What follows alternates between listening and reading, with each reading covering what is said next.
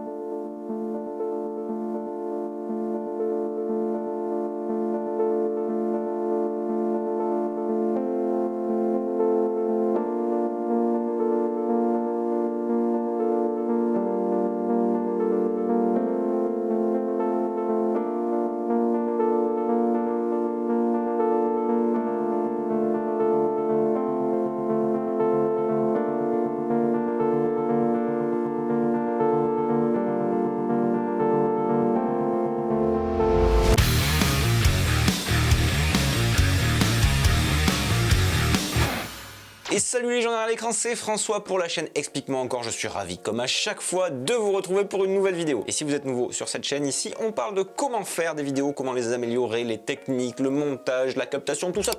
Donc si c'est quelque chose qui vous intéresse, vous pouvez envisager de cliquer sur le petit bouton s'abonner qui se situe juste en dessous. Ça mange pas de pain, c'est gratuit. On va donc parler de ce boîtier qui est le Z6 II, qui n'a pas forcément une réputation de ouf. Mais juste avant, je prends les précautions d'usage en disant que cette vidéo n'est pas sponsorisée, je ne suis pas payé pour dire ce que je vais dire, c'est uniquement et purement mon avis. Alors il y a environ un an, je vous racontais dans une vidéo qui s'affiche ici, je sais jamais de quel côté, mon switch du Sony Alpha 7 III vers le Nikon Z6 II. Je vous explique un petit peu pourquoi, les détails du boîtier. On va pas forcément revenir sur ces raisons-là et les specs du boîtier, ça vous pouvez aller voir la vidéo qui est dédiée. Non, aujourd'hui, ce dont je voudrais parler, c'est surtout d'une fonctionnalité qui a été rajoutée après coup et qui n'était pas présente au moment où j'ai fait la vidéo sur le Z6 II, au moment où j'ai commencé. Et il s'est passé pas mal de temps en fait justement depuis cette vidéo. C'est-à-dire qu'il y a eu beaucoup de vidéos, du corporate, du mariage, du clip, il y a eu plein de choses que j'ai faites avec et mon avis a un petit peu évolué sur ce boîtier, c'est ce dont je veux vous parler aujourd'hui. Surtout que bon, sans nommer personne, il y a quand même quelques influenceurs qui m'ont un petit peu chambré du fait que je passais sur Nikon à base de ouais mais mon A7S III il fait ci, ouais mais mon Canon R5 il fait ça. Attendez, vous n'êtes pas prêts. Parce qu'il faut remettre les choses dans leur contexte. Le Z6 II, c'est un boîtier qui coûte environ 2000 €. Donc c'est pas non plus un des boîtiers les plus chers du marché, ça en est très en dessous du prix d'un A7S III ou d'un Canon R5. Et avant même d'être une caméra, c'est déjà un appareil photo qui fait des photos assez extraordinaires. Je vous encourage à aller faire un tour sur l'Instagram qui s'affiche ici, juste pour juger par vous-même. Il y a aussi le fait que les optiques Nikon sont vraiment très bonnes. Là, pour le coup, c'est vraiment un truc Nikon, il y a un savoir-faire d'opticien qui est vraiment incomparable. Donc très bon boîtier photo pour un prix plutôt abordable. Mais nous, ce qui nous intéresse ici, c'est la vidéo. Et effectivement, la vidéo en interne, c'est pas ce qu'on pourrait appeler le gros point fort du Nikon Z6. On a un enregistrement en 4K 60 fps, mais croppé, en 4.2.0 8 bits, on n'a pas de log en interne, donc on est quand même pas non plus sur un truc de ouf. Mais, encore une fois, c'est un boîtier à 2000 €. Je vous avais expliqué qu'on pouvait en externe faire des choses beaucoup plus sympas, notamment au niveau du ProRes RAW, qui est un codec RAW créé par Apple et qui permet d'aller un petit peu plus loin, d'enregistrer de la vidéo RAW via un enregistreur Atomos. Et comment vous dire, je suis un petit peu quand même tombé des nues, je pensais ProRes RAW, ouah, c'est bien, c'est trop cool et tout. Et là, Nikon annonce que tout simplement, le Z6 II va être compatible pour l'enregistrement externe avec le B-RAW, le Blackmagic RAW. On peut donc enregistrer du Blackmagic RAW à l'aide d'un enregistreur Blackmagic qui coûte environ 800 balles. C'est pas non plus un truc de fou. Et François, il se disait, ouais, ProRes RAW, B-RAW, c'est pareil, ça reste du RAW, c'est... Ah ben non, l'erreur L'erreur monumentale. Le B-RAW, c'est juste ouf. On est quand même beaucoup plus proche avec le B-RAW du RED-code des caméras RED qu'avec le ProRes RAW par exemple. Le B-RAW, ça va nous permettre une latitude juste incroyable. Alors le point qui pourrait être un petit peu rédhibitoire pour certains, c'est que le B-RAW on peut lire qu'avec DaVinci Resolve, donc c'est un petit peu contraignant, mais d'un autre côté pour l'étalonnage, DaVinci Resolve c'est quand même un petit peu le must.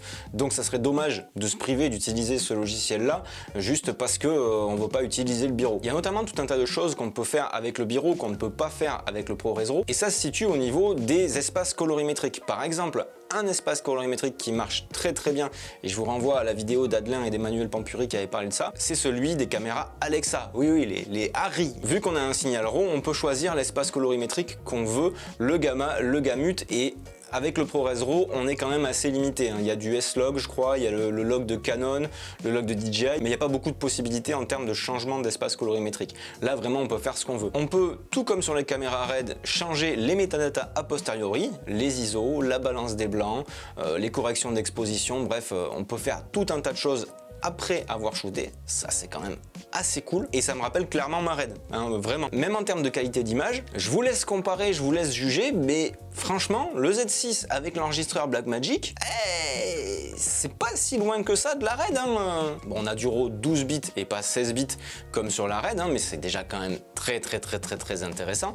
Et surtout, on n'a pas à acheter une nouvelle caméra, et c'est ça qui est assez ouf. Je vous montre le rig que j'ai utilisé. Donc ici on a l'enregistreur Blackmagic avec 2 batteries, un SSD ici pour enregistrer les fichiers en externe, il n'y a pas besoin de caddie comme pour l'Atomos, un simple SSD type Samsung ça marche aussi. J'ai ma cage SmallRig, mon petit câble HDMI, et voilà, et en avant Guingamp, c'est parti quoi. Et j'ai même tendance à préférer cet enregistreur là plutôt que l'Atomos parce que je trouve qu'il est plus fidèle déjà en termes de rendu. On a un aperçu qui se rapproche plus du résultat final. Il y a le fait qu'il y a aussi plein d'outils d'assistance à l'exposition, à la mise au point qui sont vraiment très bien fichus, et cet enregistrement sur des disques externes, ça c'est juste hyper cool quoi. C'est vraiment pratique parce qu'on sort le disque, on le branche à l'ordi et terminé. Je suis donc parti tourner un clip avec mon pote Ben qui fait de la musique électro, qui a aussi fait la musique notamment de la web série qu'il y avait sur la chaîne, en me disant bah tiens on va tester un petit peu le matos, on va voir ce fameux codec, ce qu'il donne. Je vous mets des images d'illustration pour voir un petit peu à quoi ça ressemblait, mais si vous voulez voir le clip en entier, le lien est dans la description, je vous encourage vivement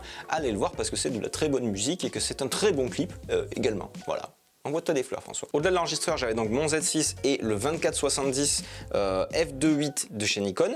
Un petit filtre ND Freewell variable qui est pratique en plus, ce truc là magnétique, avec un filtre mist aussi, ND plus mist. J'aime beaucoup ce que ça donne, c'est plutôt sympa et c'est toujours pas sponsorisé. Et clairement, j'ai été sur le cul du résultat, on a tous été sur le cul du résultat. À tel point que des fois tu te dis est-ce que ça vaut le coup de sortir la RED. A noter quand même que le Z6 II de base ne peut pas gérer le Biro et le ProRes RAW. Il faut un retour atelier chez Nikon qui coûte environ 200 €, ou alors acheter directement le kit Filmmaker où là le firmware est déjà mis à jour. Alors concrètement, et là on va répondre à cette question, pourquoi je pense que le Z6 II est le boîtier le plus sous-coté de 2021, c'est qu'à la base on a un boîtier qui est bon. C'est-à-dire qu'il fait de très bonnes images en photo comme en vidéo. La vidéo en interne, c'est pas le truc le plus ouf de la terre, mais c'est largement exploitable. J'ai fait plein de prod avec le codec interne et il n'y a eu aucun souci, personne ne s'est jamais plaint et moi j'étais très content des prods. Mais surtout avec l'arrivée de cette compatibilité avec le Blackmagic RAW, on va mettre le Z6 II totalement sous stéroïde et avoir une caméra qui envoie un truc de fou. Alors vous allez me dire oui mais pourquoi pas acheter une caméra Blackmagic par exemple? Eh bien déjà parce que une caméra Blackmagic c'est pas un appareil photo, on garde la polyvalence sur le Z6 de pouvoir faire de la photo, de l'enregistrement juste en interne parce qu'on n'a pas besoin forcément de faire de RAW sur tous les projets, et aussi si on veut de faire du Blackmagic RAW si vraiment on a un truc qui envoie du lourd. Alors qu'une Blackmagic Pocket, déjà c'est juste une caméra, c'est du micro 4 tiers ou du Super 35, donc pas du plein format, on n'a pas le look plein format non plus, même si c'est pas obligatoire. On se retrouve donc avec un Z6 qui est une pure bête de course pour faire de la fiction, du clip. On peut aussi avoir quelque chose de très léger pour faire du corporate ou du mariage. Bref, c'est franchement plutôt pas mal. Et même si Nikon a commencé à parler d'un Z9 qui devrait être apparemment incroyable, ils ont parlé du 8K et tout machin, ça sera sûrement pas dans les mêmes prix. Là pour 2000 balles, boîtier nu, on est d'accord, on a quand même quelque chose qui est très évolutif et qui permet de faire énormément de choses d'une manière très qualitative, qui vont pas forcément avoir toutes les fonctionnalités qu'offre le Z6. C'est là que je me dis, François, t'as misé sur le bon cheval quand même, parce que je vous avoue qu'il y a un an, j'aurais pas pensé que ce boîtier pouvait être aussi performant et aussi polyvalent. Et ça mérite le traditionnel coup de blaster sur le pouce en l'air qui se situe juste en dessous de la vidéo. Ça mérite aussi de vous abonner si c'est pas déjà fait, et surtout d'aller voir une autre vidéo qui s'affiche ici, parce qu'il y a plein de choses intéressantes sur cette chaîne. Faut aller là ou là. Allez-y, je vous attends. Moi j'ai tout mon temps. Ciao.